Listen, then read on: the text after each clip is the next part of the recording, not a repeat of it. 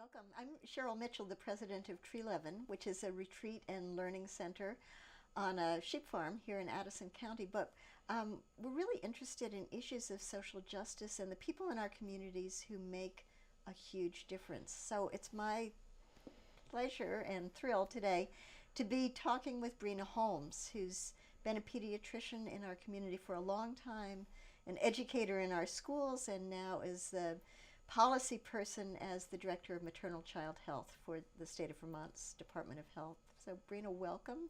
Thank you so Cheryl. much for coming. This is really, Oh, it's my pleasure. I'm so excited to talk to you. Oh, thanks for I'm having almost not sure where to start, but I think maybe asking you, so how did you end up here in Vermont? Well, that's a great story. So I grew up in Massachusetts, and I used to come up to the Upper Valley with my dad, my family, but my dad had a law partner that had a place in Vermont, and we used to come up as kids, and I made the declaration when I was in the 6th grade that I was living in Vermont when I was an adult. All right. And then I went to medical school and went at the University of Massachusetts in Worcester, and my first day I met Lewis Holmes, and he said, "I think I want to practice in Vermont." I said, "That's so strange. I think I might want it too." And we ended up becoming a couple and getting married, and had a brief foray in Seattle. We trained in the Northwest, which also has a piece of our heart, and then returned to New England and searched all over Vermont for family practice, which is my husband's field, and pediatrics, my field, communities. Had a fun time debating the difference between rural and more of the Chittenden County, and my husband wanted to live in the Northeast Kingdom. I wanted to live where there was a movie theater and hopefully a Thai restaurant.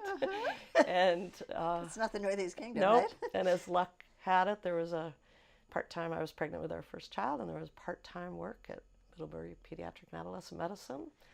So I met Dr. Pete and Jody Brakely and was hired in the fall of 1996. Wow. Yeah.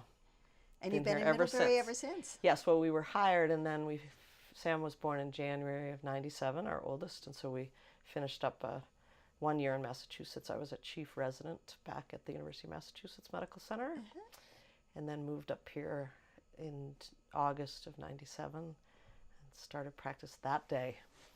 And did you keep practicing throughout? You have 3 kids now. I do, yes. Did you keep on practicing that whole time, or did you take time off? I did. So I was 2 days so Sam was born in 97, Nick 98, Jane in 2000. They're all they're within 4 years, 3 kids. And then I added a 3rd day when Jane started at the Mary Johnson Children's Center when she was 2. So that she's my youngest. So it was 3 days starting in about 2002.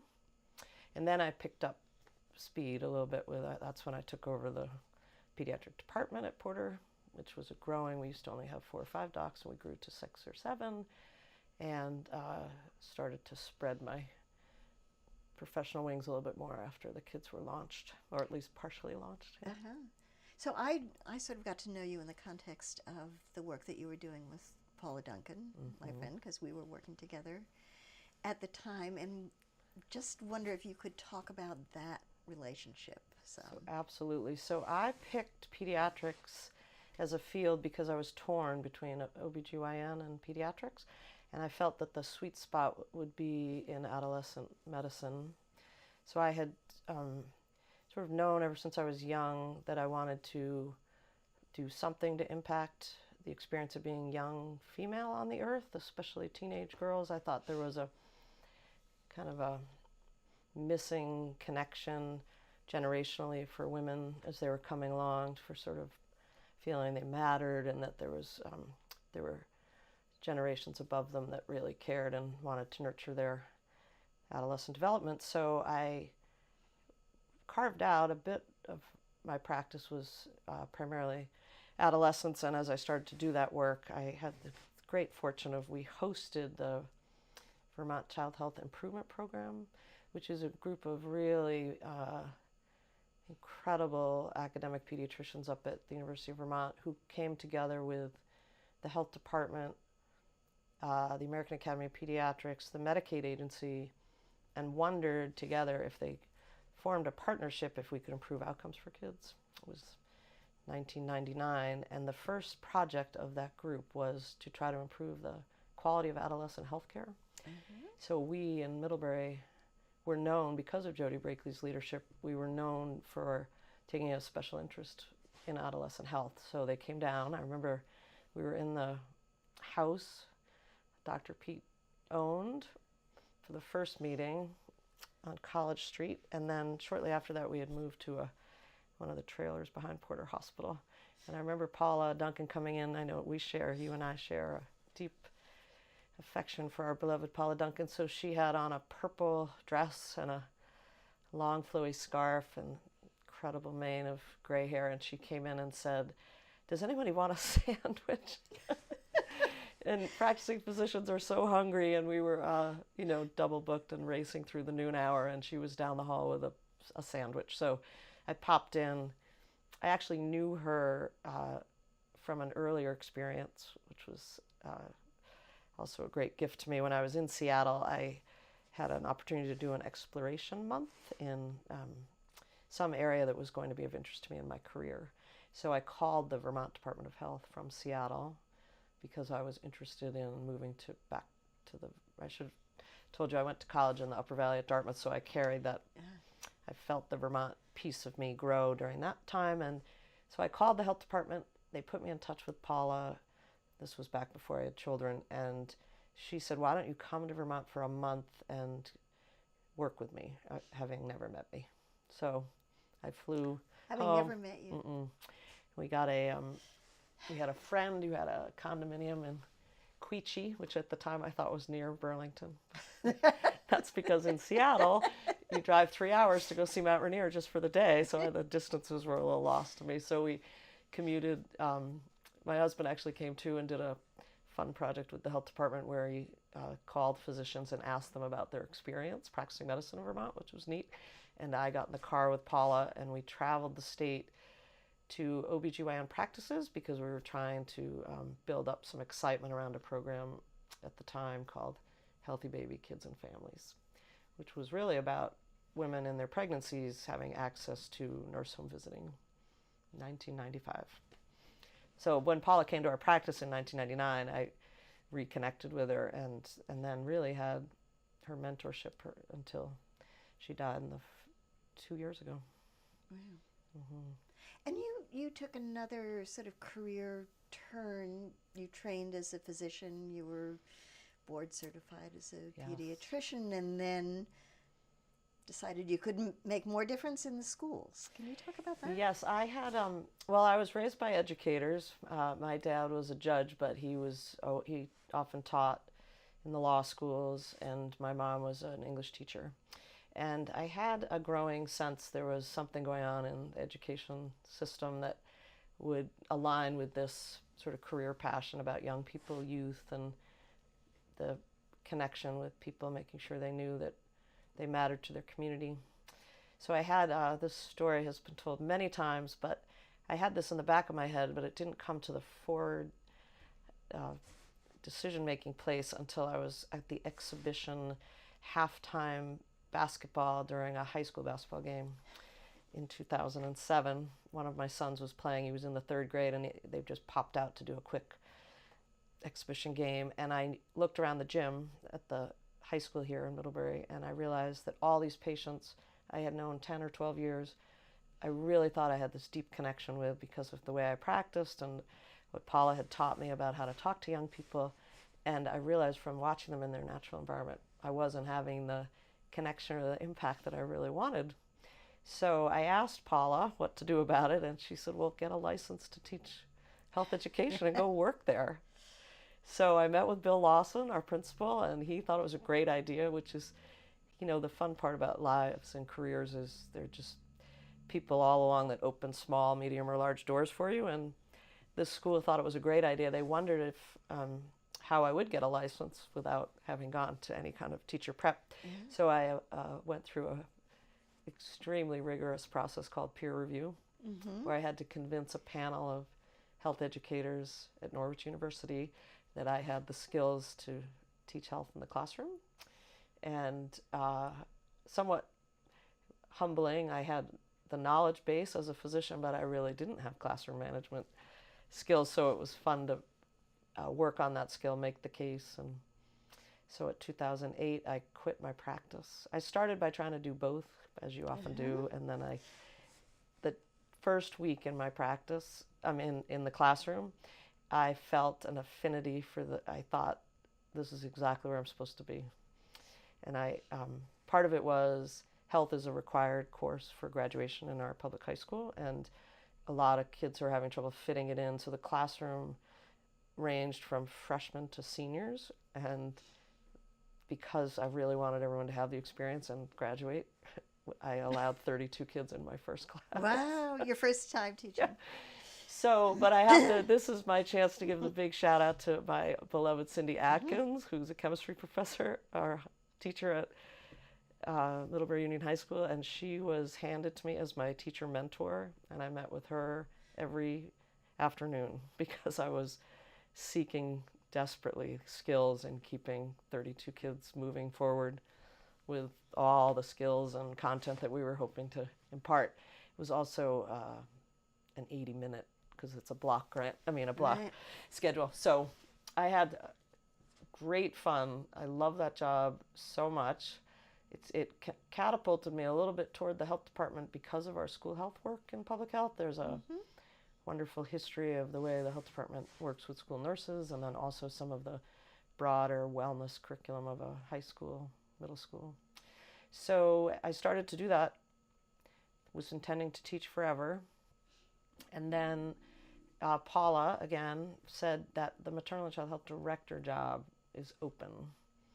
And it's a type of job that comes open every 10 to 15 years. It's not a turnover kind of job. And she wondered if it was the next step for kind of a broader impact in women and children's lives. So again, took a leap. Had no intention of taking a full-time job in Burlington.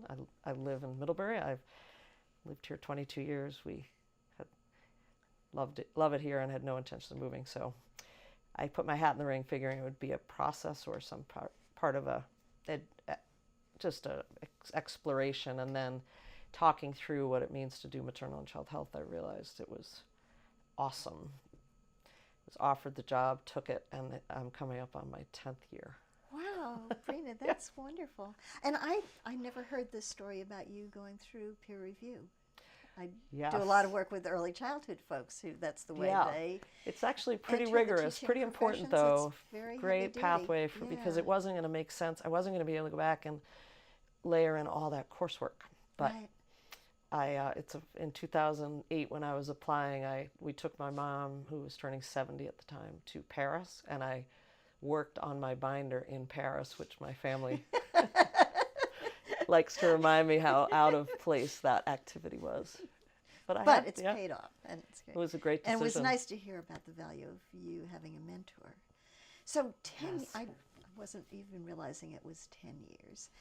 And I'm curious about a couple of things. Okay. I know a lot of the things. You've had this passion for adolescents for a long, long time.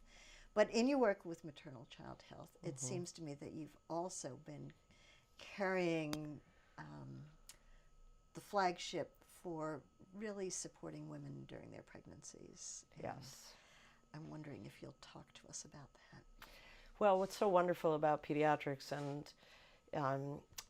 this particular corner of medicine is that people's lives operate on what we call the life course. So you really don't work with children to improve their outcomes or to make connections without working with families. And then when in the context of families, we have such opportunity when women are planning pregnancies or in the process of being pregnant. I also had an interesting fortuitous event. The first day of my job in 2010 was the day the Affordable Care Act came out. And they're not well known to many who aren't in policy. There was tons of attention in that statute to early childhood, pregnancy and early childhood, with the great public health notion that the earlier we intervene in supporting families, the better. So I was very quickly, with all of my adolescent background and passions and promise from my leadership, I would be working with schools and young adults. I found myself very quickly pivoting into the space where some of the federal dollars were starting to flow, which was pregnancy and early childhood. And what I've learned now from these 10 years is that public policy sets forth, I love the way we we have data that tells us where to put our energy and our resource. And we have tons of opportunity in Vermont in pregnancy and when children are little, because of the volume. We have such small numbers in Vermont, and we could really get it right if we all pull together. So, not well known to me before this job, there's only 5,700 babies born a year in the whole state. So that's where the passion came, and I got lucky too in that although as a pediatrician we always knew about brain development, and we knew that babies and their wiring and all of the interactions in those first 3 years was magic and essential. The science increased in its capacity and its public face in this last 10 years as well. So as I was given the opportunity to use some federal dollars to think about our littlest kids, we also had a growing public engagement about the importance of early childhood. So although having known you a long time, there are tons of leaders in our state who have known it forever. But it's so great that you have that perspective and the position to really make a significant difference in the state. And I'm wondering, do you have specific dreams for what you hope will unfold over the next tons of 5 dreams. to 10 years here? Yeah, I mean, I like being the only person in a lot of meetings who's actually delivered health care, been in the actual medical field, because obstetrical care is awesome in Vermont, and we have tons of structural support, but we need tons more. So one of my dreams is that the folks who practice midwifery and obstetrical care for Vermont's women, that they have more humans in the practices to provide social support, parent education, and social connection for our families. I also have, and you've heard me talk about this, in order to make, to be clear when we're talking from the state perspective about early childhood, we've borrowed from some national leaders around the notion that kids are in their home, they're in their medical environment, their pediatric offices, and they're also in their early care and learning environment, which is, everyone calls something different, but childcare, but we like to say early learning. In those domains, there are really well worked out strategies with evidence of what would be helpful to strengthen families and to support kids. So some of the work you and I have done together, there is a nice framework that we use from our friends in Washington, the Center for the Study of Social Policy, called Strengthening Families, which is so basic and wonderful and yet has tons of research behind it. So it's the idea that there are factors in families' lives that protect them from bad things happening, especially to their children, and they're really basic things like people need their needs met around housing and food and transportation, and people need social connection, something that's so sad and hard about the way we craft our lives now. We're a rural state. We have tons of isolated people that could benefit greatly from communities who are more connected. We also think and know that families do well when they understand child development, which for me is a big part of a pediatric approach, and just really knowing about the brain and what's going on with young people. We know that people benefit when they have resilience and they have that kind of bounce where that day we didn't go very well, but we have a chance to do it again tomorrow. And then we also are really know a lot about the emotional lives of kids and the social emotional, what we call competency, or what is going on inside those little bodies when their behavior is externalized and out there. And I love the idea that the adults around, this is true in adolescence as well, adults around children need to know as much as they can about how they regulate their behavior, why they're acting, what's happening with them developmentally. So that's my work now. I rotate in my brain with my awesome team about Should we do more home visiting? Should we work more in pediatric offices? Should we work more with our incredible system of childcare so that everybody has early learning? And it just is such a fun, vibrant job. I love it. Yeah. And you're also one of the very strong proponents of building on individual strengths, family strengths, community strengths. That is true. Which is a little bit different from many approaches that say, let's find out what's wrong here and fix it. That comes from Paula, again, Duncan. But yes, there is it actually has its roots in touch points, which was is an approach from a developmental pediatrician in Boston, T. Barry Brazelton. I went to his training when I was in medical school. Just the idea that this started in teenagers for me, but it's true with families, that if you enter into meeting a young person and you're asking him or her all about everything that they're doing that's risky, or, with teenagers, do you smoke, do you drink, or, driving too fast, that it sets up it's a missed opportunity for connection, because it feels like another set of people, adult in the case of a teenager, who's just sort of making assumptions and sure that most of the path is, not good choices. So the strength-based approach, which really is my life work, is the notion that people are loaded with strengths, that everyone is searching for more connection around parenting, that no one really comes fully prepared to parent. I love the idea that that it's a community of people caring about each other. I also care very much about the idea that it's hard to do for your kid what no one did for you, and that we have an opportunity as a community of people that care about each other to really search and find strengths in each other and to point them out and to keep growing them. I love it. I'm also, I'm so impressed that all three of your young adult children decided to go to the same college and that they're all planning to go into either teaching or helping professions. And I know a lot of that. Huge amount of that, of course, is you and Lewis. But can you talk about what this community contributed to? Oh, I that, sure do you can. think? Thank you for asking that question. So my kids all found the Congregational Church Youth Group when they were in middle school. It's a long, interesting story. That was not the church we were a part of as children. We had, I was raised Catholic. My husband was raised with, his dad grew up in the South. He had some suspicion of traditional religion, and I knew from working with Paula that when kids have opportunities to care about others, it is a protective factor in adolescence. And having done all that sort of book studying about young people, then to put it to practice with my own children, I was really searching for the opportunity that the community could provide for them to care about others, rather than just hoping they would wake up as a 12-year-old and sign up to volunteer. Yeah. And so this actually precedes Andy Naj Benson arriving, but so a woman named Jennifer Smith she had been a Spanish teacher, and she started a youth group at the church, and there were 4 or 5 kids the first year, including Sam.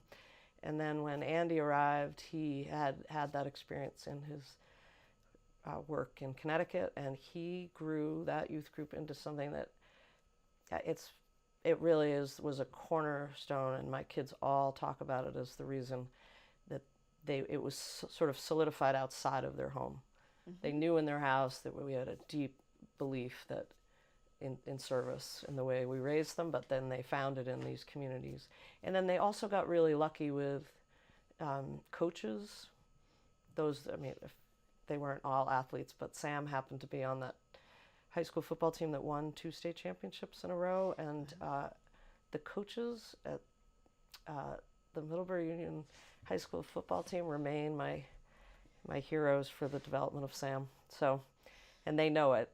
When I run into Jed Malcolm and Dennis Smith and Peter James and Pete Brakely, and I'm going to forget to say other folks, but they were they just did a beautiful job with that group of kids, because it's that team represents richness of our community in that not everyone's going to college.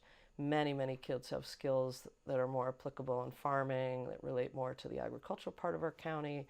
I was so impressed that they pulled together in a way that team meant more than individuals. And so we had a great experience raising them here. They did all pick a school together. You know, they bump along just like other people's kids, but they are they're fabulous. They're such interesting people, and it's a really interesting time to be young. It is, as you know, fascinating and challenging time to be young, and it's great to hear a good, yes, good outcome story. And we're basically out of time, Breena. So I'm wondering if there's any last thing that you'd like to share about either your life or your dreams for the future or the work you're doing right now. You know, what resonates with me most is the notion that we need to care more about each other, and that helping people, especially when they're young, to know that they matter to the community is sort of the direction of the way I try to live my life, my career, and also where I think we need to go to heal some of what's happening in our world right now. So I just keep circling back to that. Not what the kid's doing or the family for themselves. What is our community doing to create the opportunities for our young people to feel like they matter? Right. Well, we're going to show some links in a moment, one to the health department, but the other to Help Me Grow. Do you want to just take half a minute to talk about that? Absolutely. So Help Me Grow is a system connector for early childhood in Vermont, where we wonder where all the children are, how we can support their optimal development. And one aspect of it is there is a call contact center for parents and caregivers and other providers who have questions about child development. They can call up to the 211 system at our United Ways of Vermont, and there's a child development specialist on the phone 8 to 6, 5 days a week, answering questions about child development. Help Me Grow. All right. Well, thank you so much for taking pleasure. The time today, Breena. It's Thanks a for real asking treat me. to be working. We're not really working together, but we're talking together, and I've missed you. So thanks for being here. Thank you, Cheryl. And thank you all for watching. Please take advantage of the contact information that will show up in a minute. But I also wanted to thank the Middlebury Community Access television station here for making it possible for us to connect with each other in our community about issues that are really important to us. And I would encourage you to call Jim or Kurt here at the station if you have information that you'd like to get out to other people, or questions that you'd like to have answered, and they'll help you put together a show maybe to answer those questions. So thanks again for watching us.